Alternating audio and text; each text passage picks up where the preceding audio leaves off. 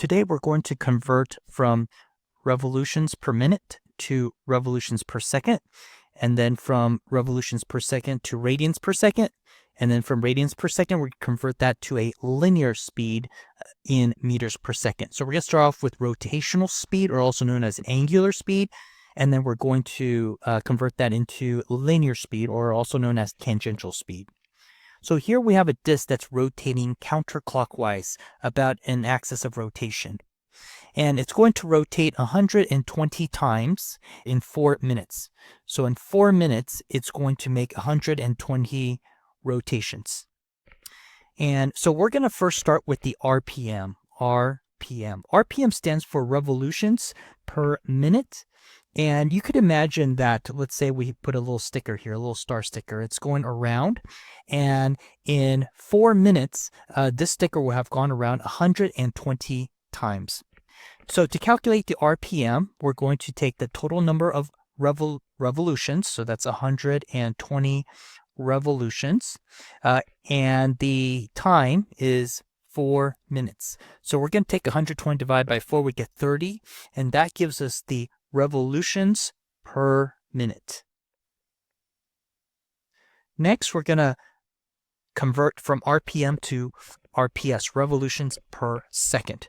So we're going to start with the RPM, 30 revolutions over 1 minute.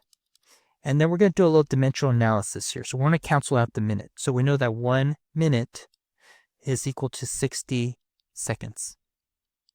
So we can take 30 divided by 60, and that gives us 0.5 revolutions per second. Now, something to consider here, which is why is the RPS smaller than the RPM? Well, a second is much shorter than a minute, and so there's going to be a lot less revolutions in RPS than in RPM because a second is much smaller than a minute. So that's why this number is smaller. Now, I want you to also think about how long does it take for this disk or the sticker to rotate one time. So we know that it rotates half a revolution in 1 second, right? Half in 1 second. So that means in a one whole revolution, it would take 2 seconds. And we call that the period. So the period is the time to complete one circle, one rotation, and that's the symbol for that is capital T. So the period here is going to be 2 seconds, and we can derive that from this RPS. Next, we're going to convert the RPS to radians per second. Now, to do that, we need to remember that a revolution, when you go all the way around, is the angle that it sweeps out is 360 degrees.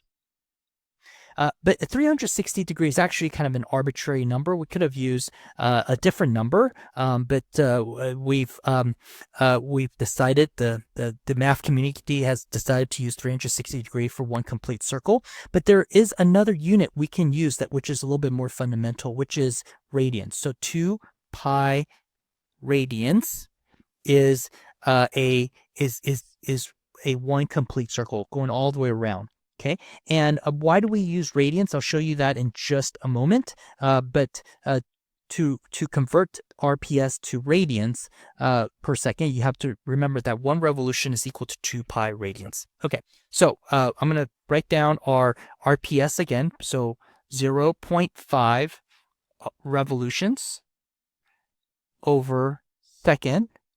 And then we're going to convert revolutions to radians. So 1 revolution is equal to 2 pi radians. And so from here, you can see that this is 1 over 2. The 2's get canceled out. We get pi radians, and we have seconds there per second, which is approximately 3.14 radians per second. Okay. Number 4. Now we want to convert this to a linear speed, and linear speed is basically distance over time. And so one way to calculate linear speed is going to be 2 pi r over t. So this is definitely a way we can calculate that. We can just take 2 pi. We know the r. Let's go ahead and write down the r. So let's say that the r is 2.5 meters. Okay, so this is 2.5 meters there. And divided by t, and we have the t from right there is 2. And so from here we get 2.5 pi. 2.5 pi meters per second. Okay, so that is the linear speed, 2.5 pi meters per second.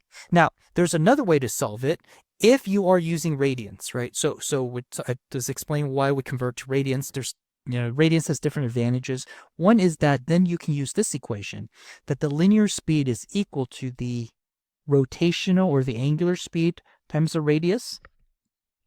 And the rotational or the angular speed is pi radians, so pi rad times our radius, which is 2.5.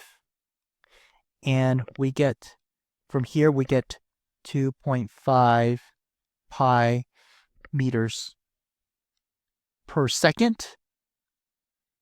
Okay, and this is approximately 7.85 meters per second. So you can calculate the linear speed in a couple ways. One is just to take the circumference divided by the period. That's one method. And the other method is to use the rotational speed or the angular speed times the r. And you can use this if the rotational speed, if you're using radians for the rotational speed.